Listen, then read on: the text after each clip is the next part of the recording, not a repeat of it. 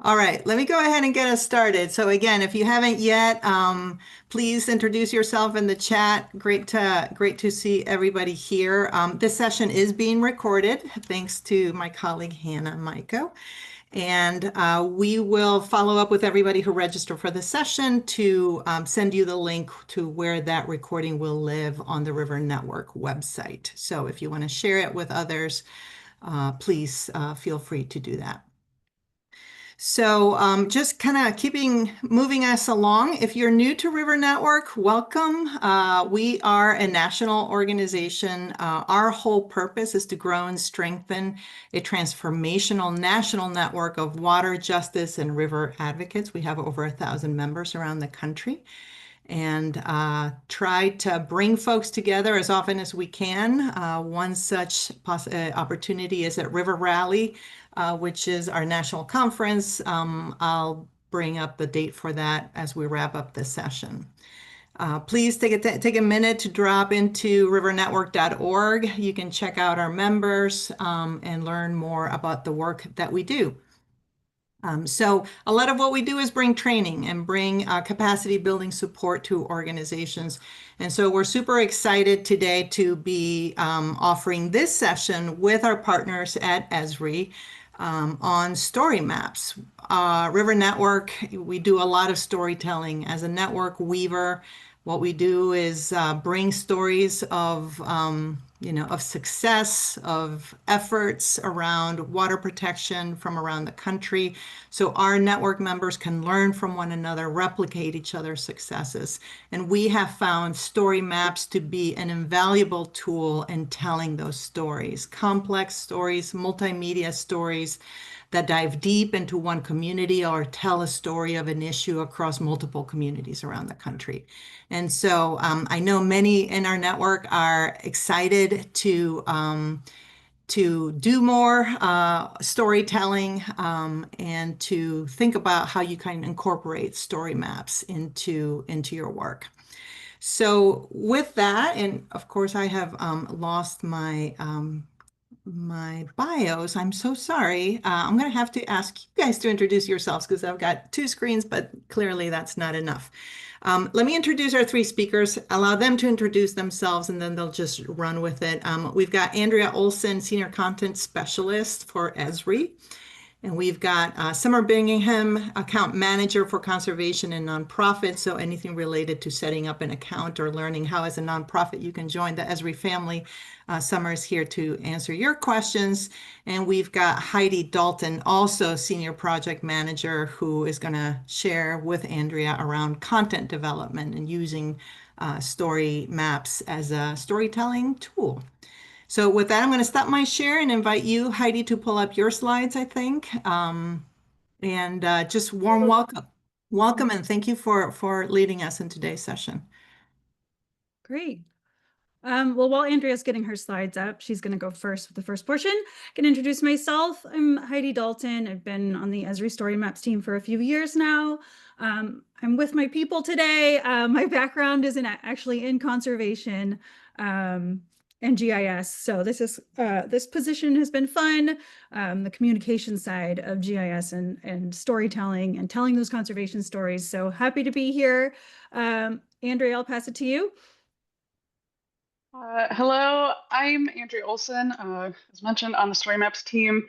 I've been on the StoryMaps team for almost 3 years, and before this, I was a map librarian at Stanford and started using StoryMaps as a way to connect with my community of students, staff, and faculty, and was really lucky to be able to join the team later on. And I will be giving the demonstration portion, so we'll actually go into the builder and walk through just kind of the basics of building a story. So to get started, we're going to just do a brief overview of ArcGIS StoryMaps, just looking at what is it, what can you do with it.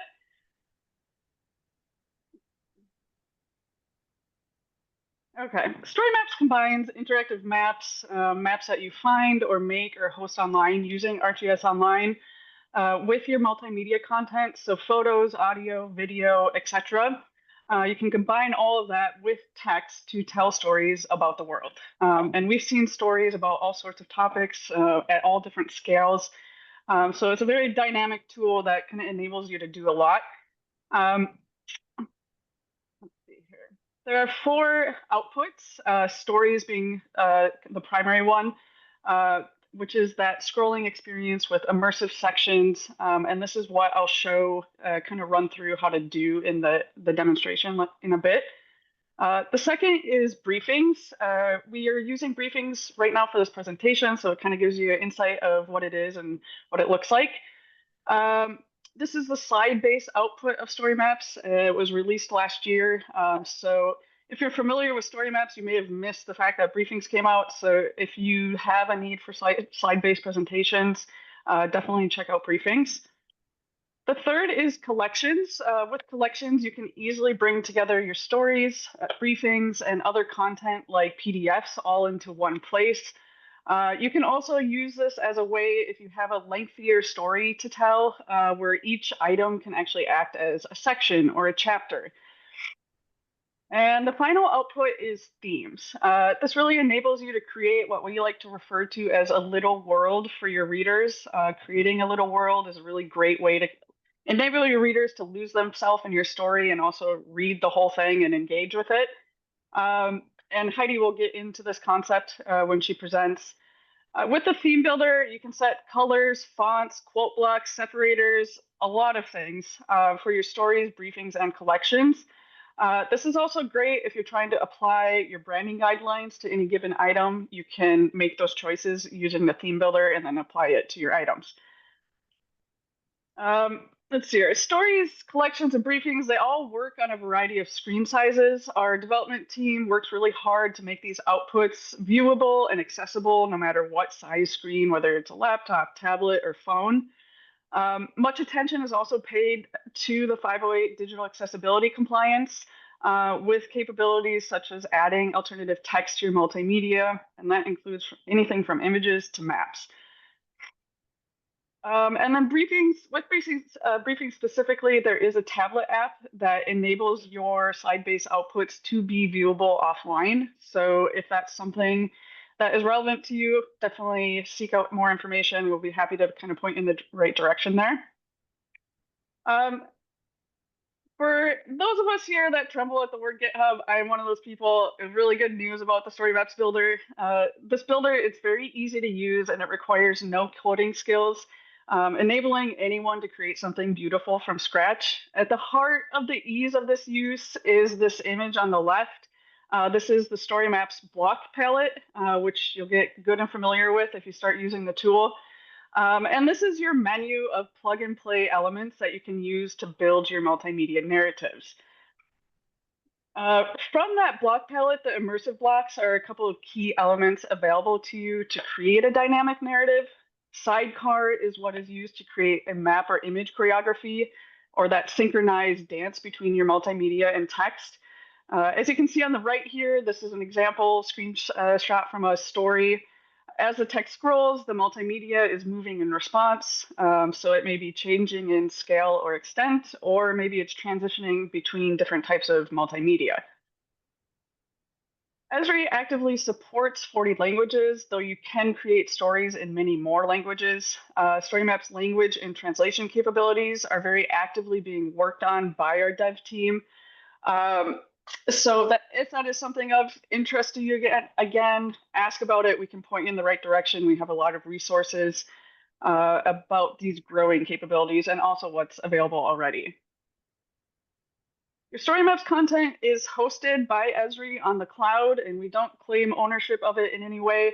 It's just simply to provide a place for you to park your content. And also, if it's relevant to you, your organization can also host your own content using ArcGIS Enterprise.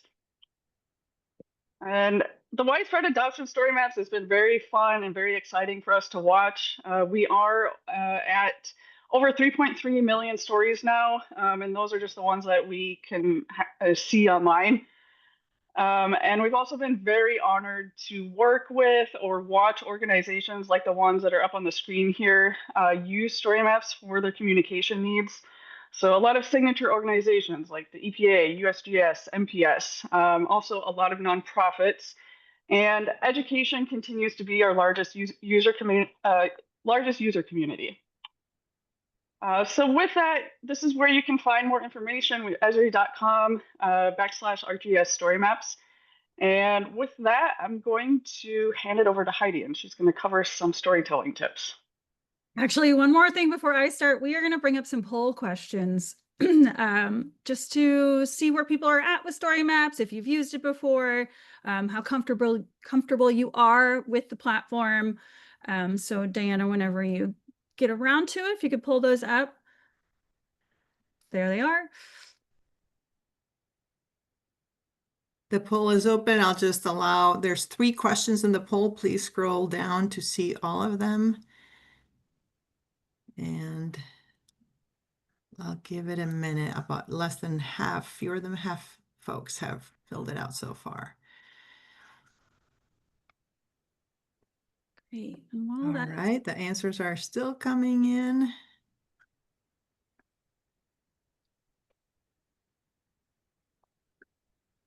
All right.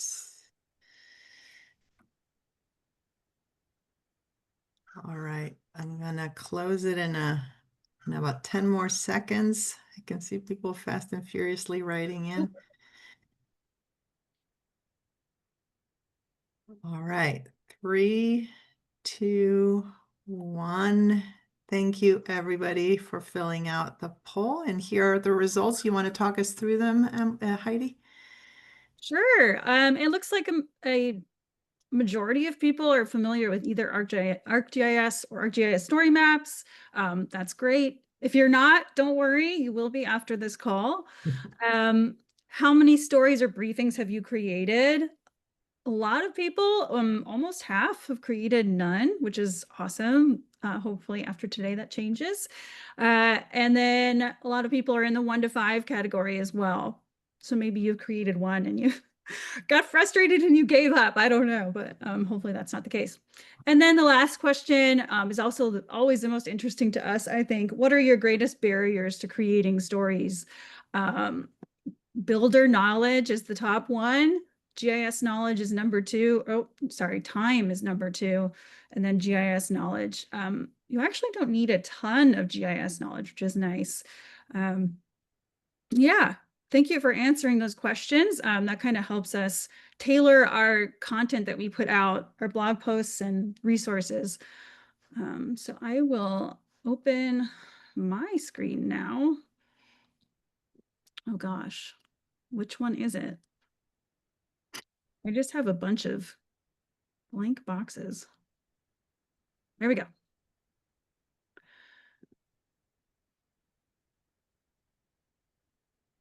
Oh joy, it says I didn't grant it permission. Andrea, are you able to share Heidi's slides for her? Let's say, here we go. I think I just got it. Thank you, everybody, for providing us with grace, navigating all the links. Love it. Yeah, Andrea, why don't you just pull it up because it's wanting me to restart, which is unfortunate.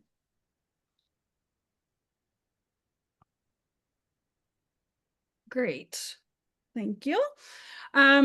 So no need to, well, you can screenshot this if you'd like, but no need to frantically take notes of what I'm saying. This is all detailed in a story map at the end that we've linked at the end of this presentation. And so I am just going to go through some storytelling tips that are kind of like best practices that we employ as content creators on the StoryMaps team, but also we've seen other people put into practice. And the number one thing on here is start with a bang. We always encourage people to put a lot of thought into that first block in your story, because that's the first thing people are going to see. They're going to want to see a catchy title that draws them in, that gets them to scroll. And also an image. We've seen a lot of really eye-catching videos. You'll see some in a second. Something that is usually not a map, unfortunately, but it could be. But really catch your reader's attention with that very first thing they see. Number 2 for great storytelling is to add a hero. Not all stories need to do this, but when you personalize your story with a main character, it really makes people feel something as they're reading it. Great example of this is perhaps you are interviewing people who work at an organization, and so they are the heroes of the story, and you're telling about their work through their interviews. It could be a specific animal. Maybe you're telling the story of like the grizzly bears excursion across Montana. I say that because that's what I used to do for work, but that one particular grizzly bear could be the hero of your story, and you're telling this larger picture conservation story through that grizzly bear. So hopefully that kind of gives you an idea of what we mean by a hero. Number 3, give your story rhythm. And this is more visual than narrative, I would say.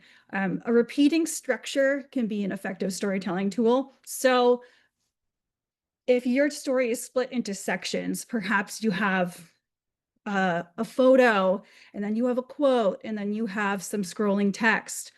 You could repeat that for the next section so people visually know, all right, I'm moving on to another section of this story. And it really helps split up that narrative if it tends to be longer, but also keeps the flow moving. Number 4, create a little world. This is what Andrea was talking about with the theming. Really try to unify all those colors. It's really going to make your story pop. We have a theme builder that lets you customize certain colors, like your text, your heading text and your body text can be 2 different colors. You can customize the color of the buttons, all of that, but also we encourage you to not only use those colors within the story, within the theme builder, but in the graphics that you might create to support your story. Or if you're making static maps, use those colors in there as well, so the whole story feels unified. Number 5, one size doesn't fit all. And this has to do with that, which is it can be a blessing or not. We can view stories on tablet, mobile, and desktop. Something could look really great on desktop, but look terrible on a phone. So make sure that you are checking everything and making sure it's optimized for both. Sometimes we get on the StoryMaps team, particularly, we find something really cool that we've done on desktop just does not work at all on a phone, and we have to just scrap it completely. Number 6, think big, think small. Changing the scale of your storytelling technique is an effective. Storytelling is an effective technique. I'm just reading off the screen now. This actually kind of ties well with the hero, I think. You're starting small, you're starting with a specific example, and then maybe you bring it out to big picture. That's a strategy that we use a lot in our StoryMaps team storytelling. Narrative building is what I'm trying to say.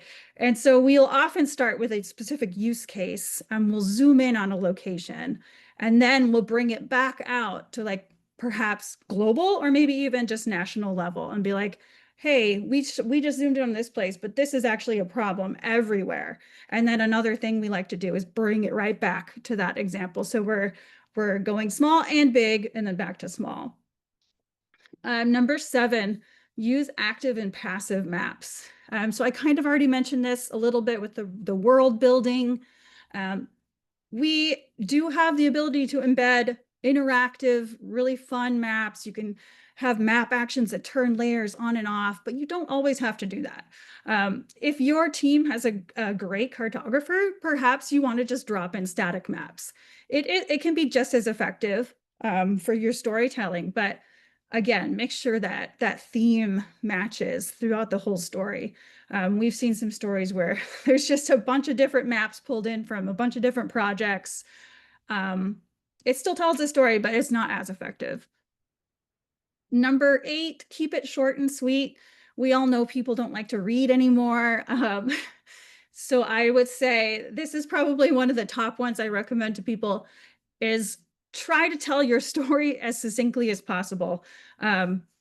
People will not scroll through tons and tons and tons of text. If you have an important story to tell, especially an important conservation story, find a way to tell it quickly. And also to split it up with media is what I would say. So if you do absolutely need a ton of text in your story to get everything in there, make sure you're splitting it up, adding some videos or some separators, something that keeps people scrolling. And then the last one, make a call to action. We like to do this in our stories. We'll always end our story with a way for people to get involved. And that could be by specifically calling out other organizations or other projects you're doing. But we do this usually by linking to other things, linking to resources, and leaving people with something after they've finished reading the story. And so after this, I'm going to scroll through some examples. Andrea's going to do the scrolling for me. But I will say that if you see something you like in these stories and you're like, oh, that's so cool, I wonder how they did that, feel free to reach out to us at any time. We're here to help. And we love sharing the secrets and the behind the scenes. So, and not all of these are our stories per se, but we can usually help you figure out what's going on. So the first one here, again, it's got this start with a bang, right? This video is looping. It's very, it makes you feel like you're in this boat. So that's like right away, you want to keep scrolling. And they've used a quote here. They've used a really eye-catching gallery, audio. They're using all of the different multimedia blocks. They put in some logos. Another cool thing that this story does is they've created rhythm in their story with these icons that are kind of like their headings. And so as you scroll, you'll see one of those light up and they've faded out the others so that you know visually you've moved on to the next section. And that looks tricky, but it's actually not that hard. It's just a graphic block. So yeah, it's just a really visually stunning story and it feels cohesive. The maps are in the same colors. The images are all very similar in tone. And of course, they have this immersive mapping. So not static maps in this one. Yeah, and we're also providing the links in the chat if you want to take a look on your own. Feel free to tell me when. You can go to the next one. Sorry, I was like, I can't remember if there's anything else in this one, but this is great. You guys have the link. We can go on to the next slide, Andrea. All right, again, another beautiful video at the top. This was a fun story. We did get to work on this story. And this one, you can actually switch to a different language, which is fun. So they've created this story in both languages.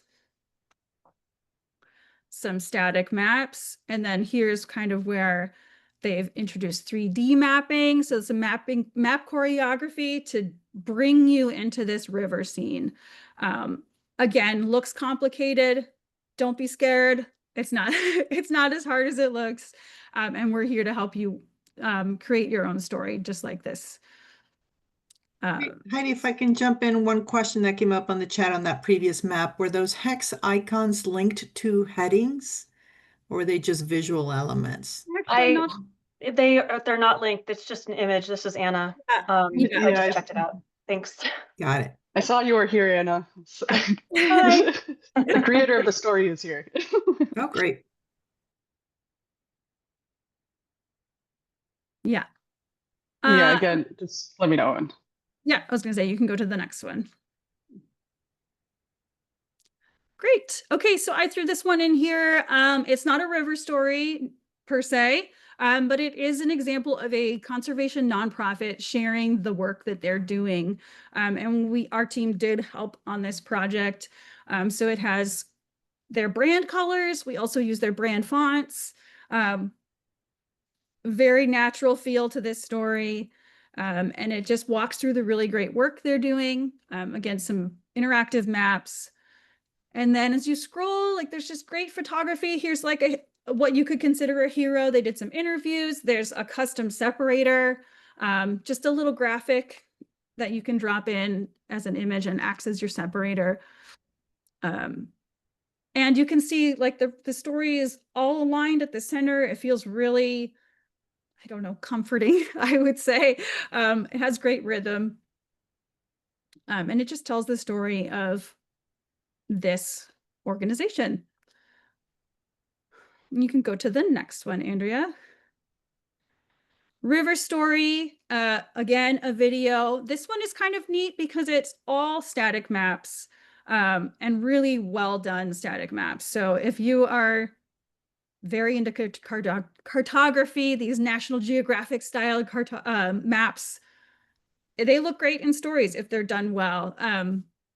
Again, this slide sequence there was actually 2 static maps. Another best practice, make sure they line up as you scroll. It just helps the reader a lot more. But yes, again, telling the story, videos are always great to input. I love these videos in here. Lots of full screen images. Full screen images can either make your reader excited, or they can be like, okay, I'm done with the full screen, just let's get to the text. So be careful how many you throw in your story. But yeah, you can go to the next one, which I think is the last one. Really cool story. We did not do this one, but I love it. Again, a cool video. They've added some graphic flourishes on there. A static map that fits their color palette.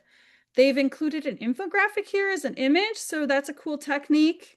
Not done in the builder, but dropped in as an image. And then you'll see that all of their graphics are in this limited color palette. This graphic is just a single image that is full screen. Transitions well to the text. And then a chart, and some more infographics. And then those full screen images. And then a map sequence that's static, but it's lined up, so it feels very interactive. So just reiterating that all of this stuff looks really complicated, but it's actually pretty easy to implement, for even if you've never played with the builder before. And the more you play with the builder, the more you learn things, and tricks and things that you can do to make your stories more fun. And that is the last link that I have. And again, if you have any specific questions, you can drop them in the chat and we will hopefully get to them after the demo. Okay. Thank you for scrolling for me, Andrea. Yes, of course. All right, so we're going to get into the demo portion of this. We're going to rebuild a story that our team put together. The original story was actually created using the classic version. So if you've been around for a while, you will know about the classic version, which we switched over to the current ArcGIS StoryMaps a few years ago. So we remade this using the new builder. So I'm just going to scroll through this so you can get an idea of what we're going to build out. We likely won't build out the whole thing, but some of these key concepts I want to cover just so you kind of get you more comfortable in the builder, a little less intimidated if that's what you're feeling. So just a quick scroll through here. This is a rather simple story, so I think it's a good one for us to demo. We're gonna get into map and image choreography, which is really a key concept. If you haven't heard of it before, we have a blog on it. It is going to unlock your place-based storytelling once you understand what it is and then how to do it in the builder.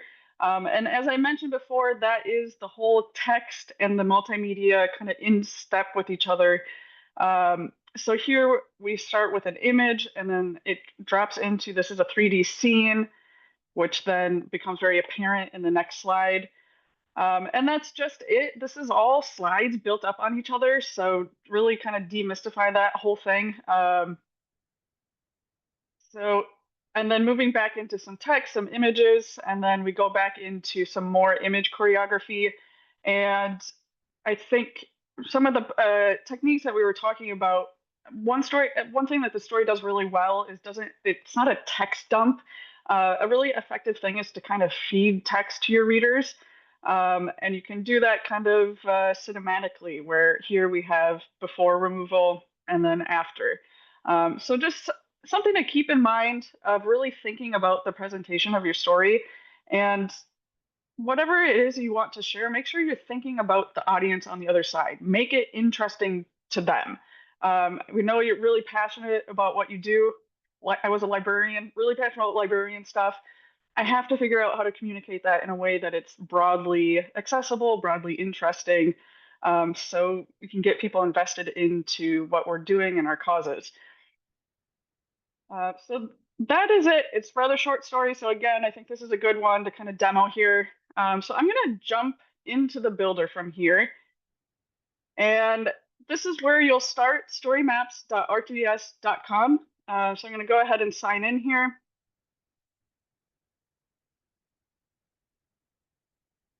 And after you sign in, you're going to be brought to My Projects. This is your landing page where you'll be able to find all of your stories.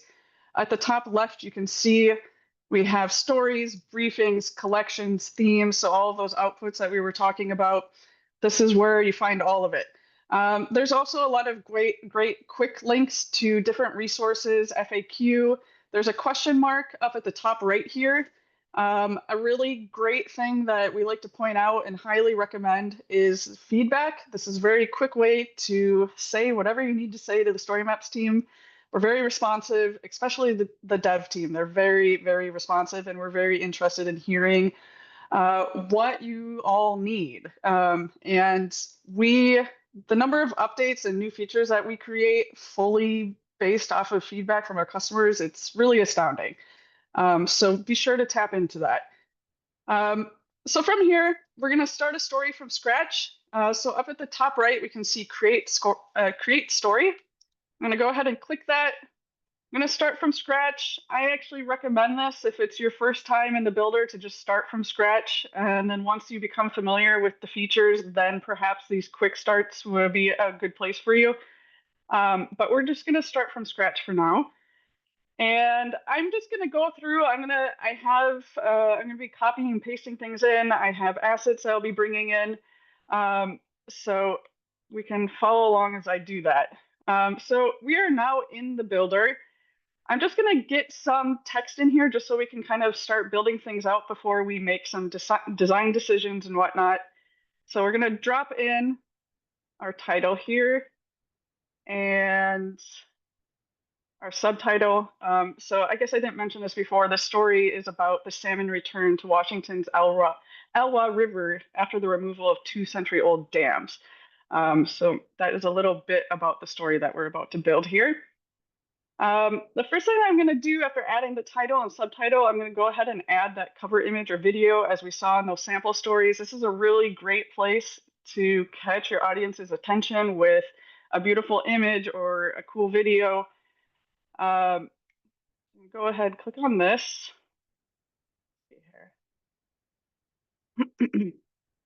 And I'm going to grab my cover image here, drop that in.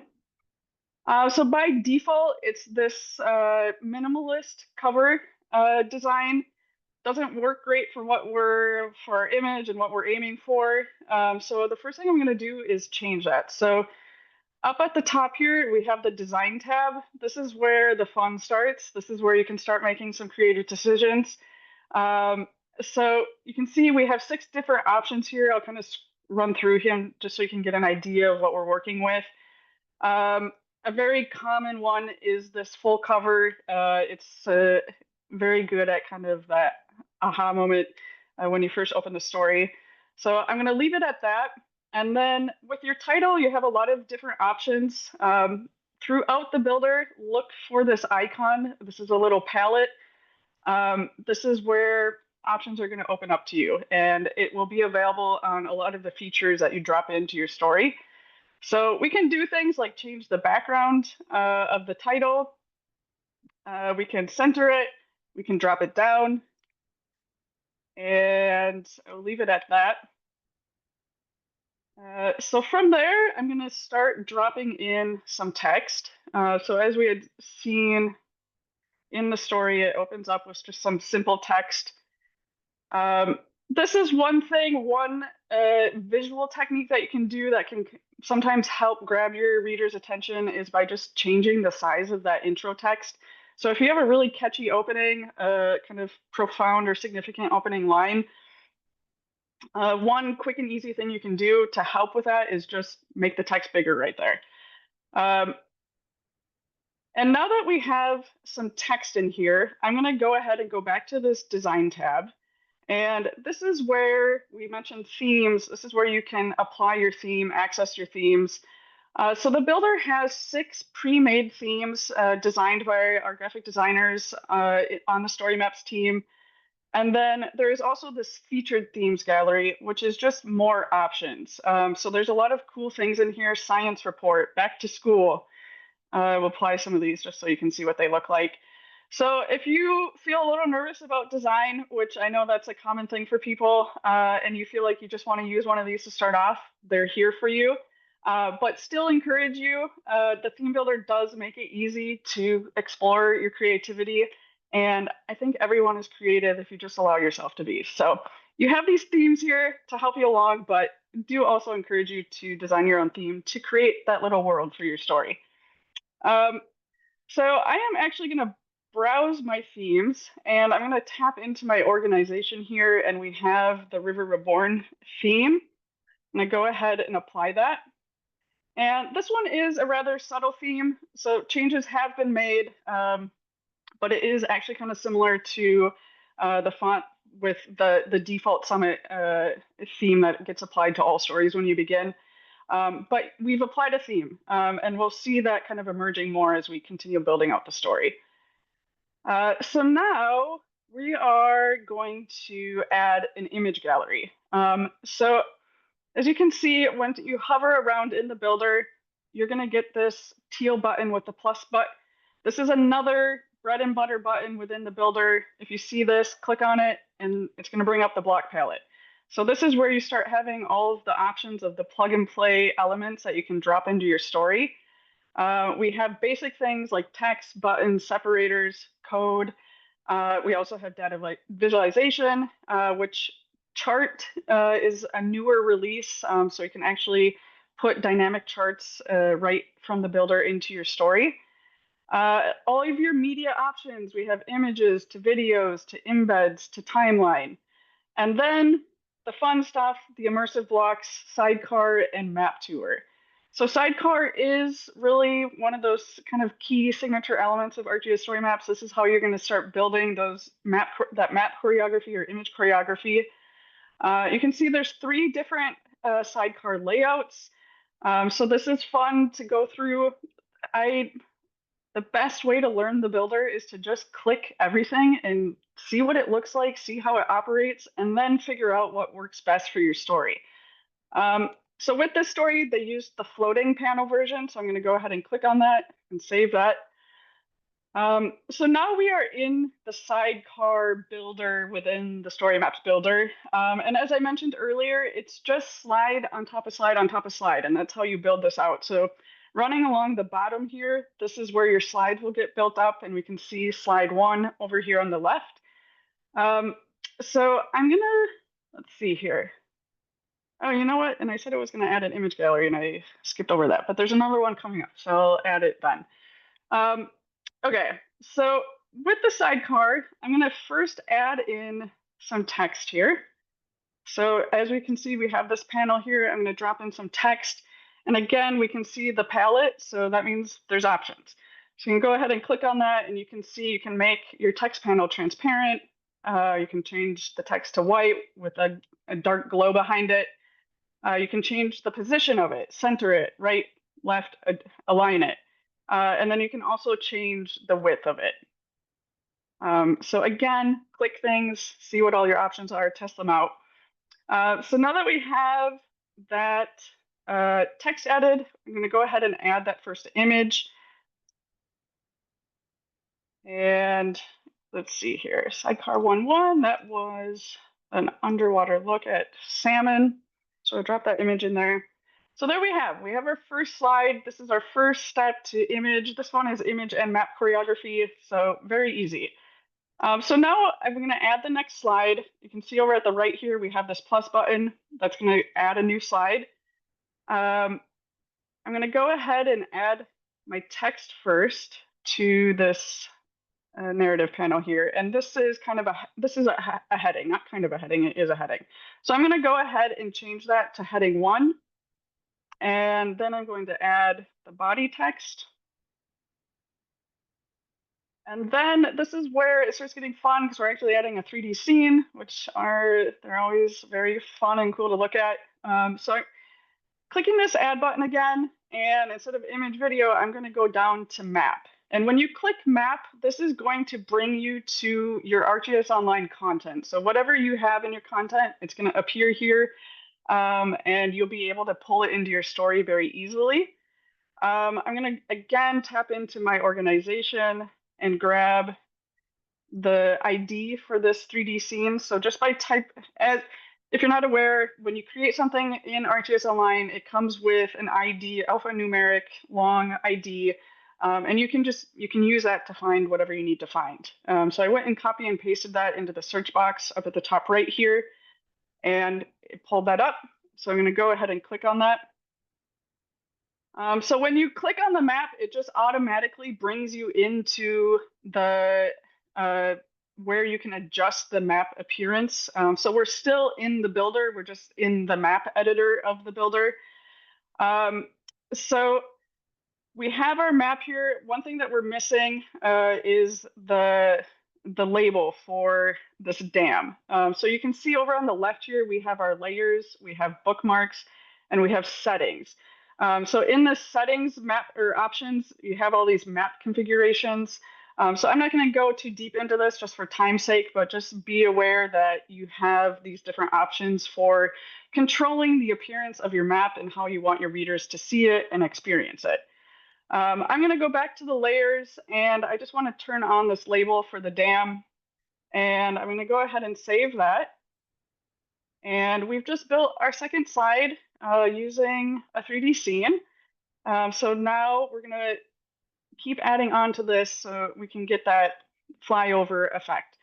So a cool thing with this is once you've brought in the map that you're going to continue using for subsequent slides, you can click on these ellipses and you'll see slide options, and you can just duplicate slide. So you don't have to go through the rigmarole of the ID and bringing in the map again. So with this slide, I want to edit the appearance of this of the 3D scene. So we're doing the flyover. So going up to the top here, you see the pencil, the edit. I'm going to go ahead and click on that. So this brings us back into where we can modify the map and its appearance. And with this, I'm going to tap into our bookmarks. So Warren, our guy on our team that made this map, was very gracious in creating bookmarks. Bookmarks will save you a lot of time when it comes to building a story with maps and 3D scenes. So highly recommend doing that to just make your life really easy once you're in the builder. So I'm going to click on this oblique bookmark, and that gives us that oblique view of the 3D scene. I'm going to go ahead and save that. So now we have that slide, and we're going to add one more slide to this to finish out this scene choreography. So I'm going to go ahead, duplicate slide again, and I'm going to go ahead, edit it, go back in where I can make changes to the map. And this time we're going to do the Alwa Dam view. So click on that, and then click save. And there we have the beginnings of our map choreography, and I'll publish this at the end so we can see our work. And I'm actually going to go back. I'm not going to change all this text. So this text was different for each narrative, but again, just for time's sake, I am not going to modify it, but I do want to just take out these headings so I can show you what happens when you turn on the navigation bar. Okay, so if you remember on our, let's see here. Oops, I did need one of these. Apologies. Add in one of these heading ones. So when you change your text to a heading 1, what you can do if you want to enhance the navigation of your story, again, going up to design, and in this optional story sections, you can toggle on navigation. So now when you add a heading 1, you'll have that navigation up at the top of your story. So this will continue building out with your heading 1s. So from here, I'm going to go past this and we're going to drop in some more text. And now we're going to do the image gallery like I said I was going to do before. We'll drop in that text and we're going to go back to our block palette and we're going to go to media.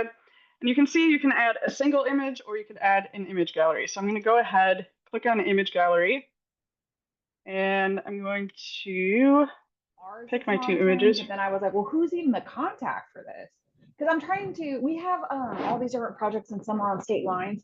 We're trying to like contact some of them and be like, hey, what's going on with this project? And they're like, yeah, no, but we're not taking it off, but we're never gonna do any more implementation because it's super saturated. Or like, hey, it's stuck in this where like we have received One money moment. that we can't. I think you're good, Andrea. Okay. All right. No, it's totally fine. I feel worse for her than me. Okay. Okay, so we just dropped in the image gallery.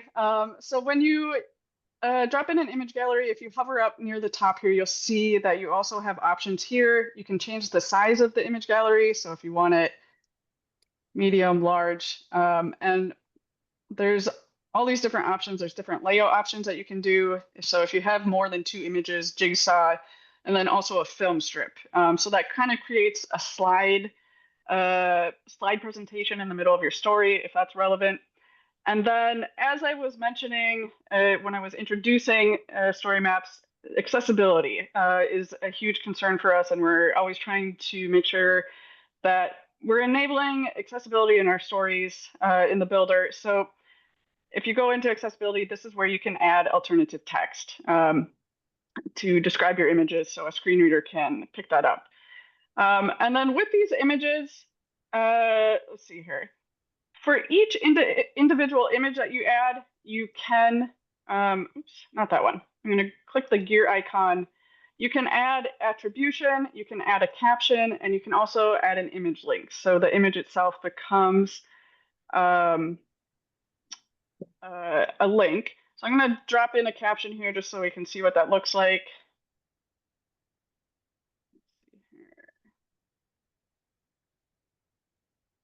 And then along with individual image captions, you can also add a caption to the gallery. So the gallery caption you'll see up front. You won't see the individual images captions up front, but when you click to expand the image, it will show in an image carousel, and then that's where you can see those captions. Let's see here. How are we doing on time? Okay. I think you want to wrap it up in about a minute or 2 to let Summer speak. Yeah, I'm gonna wrap it up. I think that is good enough. Map and image choreography is really the main thing here that we want to show. So I'm just gonna go ahead and publish this. And I did that a little quick. So up at the top, you have this publish button. You can click publish. You can set the sharing level, private, organization, everyone, public. So when you're ready to share it with the world, that's what you want to do. I'm just going to keep it private for now. Go ahead and publish this. And you'll see you have a QR code. You have the copy link. You can go back and edit the story, and then you can also view the story from here. So just running through real quick, as you can see, this was the map choreography that we built very easily. So I really hope this demystified that whole process for all of you. And with that, I will hand it over to Summer. Thank you, Andrea. I can't imagine doing that in front of a live audience. Summer. Yeah, sure. Let me share here real quick. Let me know if you can see my screen. Not yet. Oh, I had to press share. That'll help. How about now? Yep.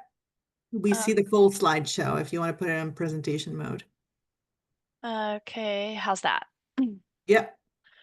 Okay, perfect. Well, hi everybody. I'm Summer Bingaman. I am an account manager on on the nonprofit team at ESRI. I specifically focus on conservation, but I handle everything in the nonprofit world. I'm sliding in here real quick to let you know, if you aren't already aware, that we do have a nonprofit program that can allow you to have access to everything you saw today and much more. So if you're a nonprofit, listen up, because we would love to have you consider being a part of the nonprofit family that are already making amazing strides in conservation and all nonprofit walks of life.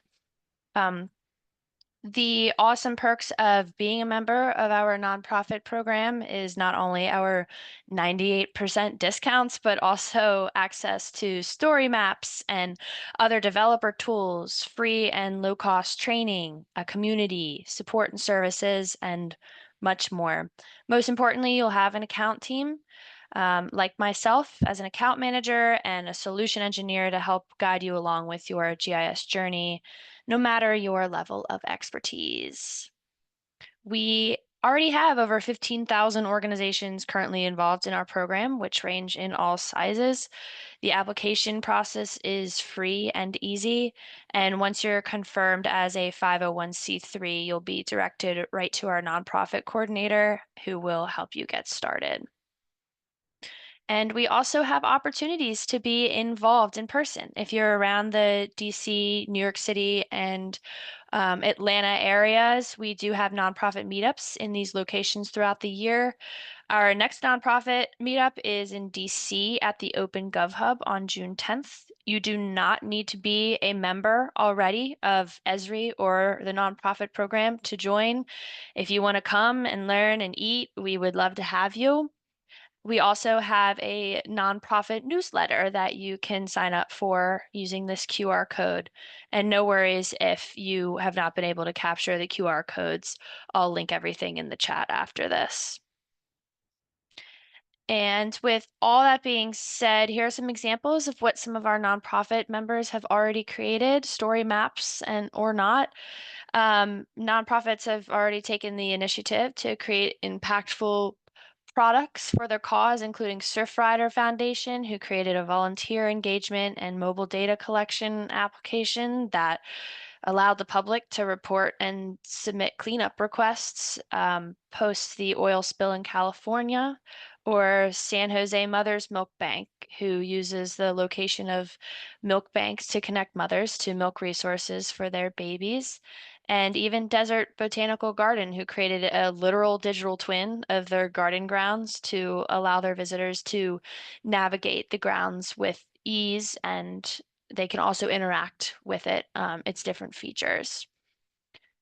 And lastly, there are also ways to advocate for and share your impact. As nonprofits, we want to get our word out and share our stories. And one example of that is the Amazon Hope Collective. They use a story map to tell the story and importance of an Amazon native tribe. And Nature Serve also uses story maps to show their 2022 annual report, instead of putting out a long, boring white page document that probably nobody will want to read.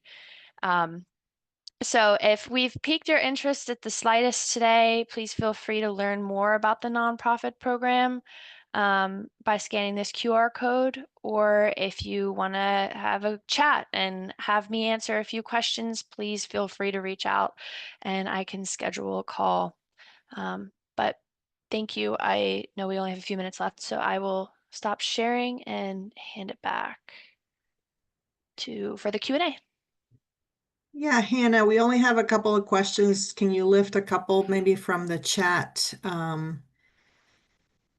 Yeah, absolutely. I tried to consolidate a few of them. So one that came up, there were a number of questions around accessibility, including a request for a recommended screen reader, but also some dialogue in the chat about translation, and just wanted to elevate that and highlight it for the group verbally. Yeah, I don't have a recommended screen reader. Andrea, do you know which one? We have a person on our team that specifically does accessibility, and she's very good at it. I will try to find some resources that she has written up and post them for you. As far as languages, I think I tried to answer the question in the chat, but we do not use Google Translate or anything like that to translate our stories. We typically work with a native speaker. Usually a client has that speaker in mind if they want their story in another language. We don't recommend trying to translate your story on your own because of all the little nuances. But in terms of the builder, it was a little unclear probably. You cannot just like simply do a drop down and select a language and it snaps it over to a new language. That just means it supports that language for accessibility content or accessibility, screen readers, all of that. Andrea, if I missed anything, feel free to chime in. Yeah, I also don't have insight on screen reader. I'm not sure if other people here do. And then we have a lot of accessibility resources, blogs, or I mean translation, languages, also accessibility. But we have someone also on our team that specializes in just international languages and translation capabilities. And it is also something that our dev team is actively working on. It's something that they want to expand the capabilities. So we have blogs and videos, which we can share those resources, where Christina, our international languages expert, she explains just kind of best practices and then also how to kind of make those creative decisions of, should I have this story translated to a different language? Is it worth the effort? Do I have the resources to do it? So she deep dives that topic. So we can point to those resources and get it over to all of you somehow. Great. And then I think the only other question I'll elevate just in the interest of time, we heard you all mention that ESRI staff have supported the development of various story maps. Is that something that is offered like with an account subscription, or is that something that kind of falls under other contracting as far as having your own support in the development of these kinds of tools? Project manager, you want to answer that? You know, I wish I had a concrete answer for this. Typically, I get requests from account managers that a client is having some issues or they really want help with a story, and we typically look at our calendar. I wish there was a more concrete answer for this. We typically just look at our calendar and see, okay, we have a little bit of time right now. We can help walk this client through a story map. Obviously, our bigger clients get our priority.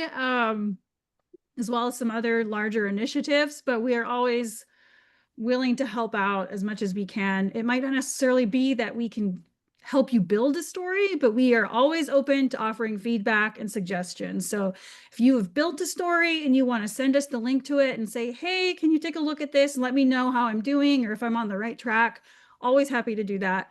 But if you would like more hands-on help, if you want a webinar for your organization, definitely connect with Summer or whoever your account manager happens to be, and we will try to work with you as best as we can.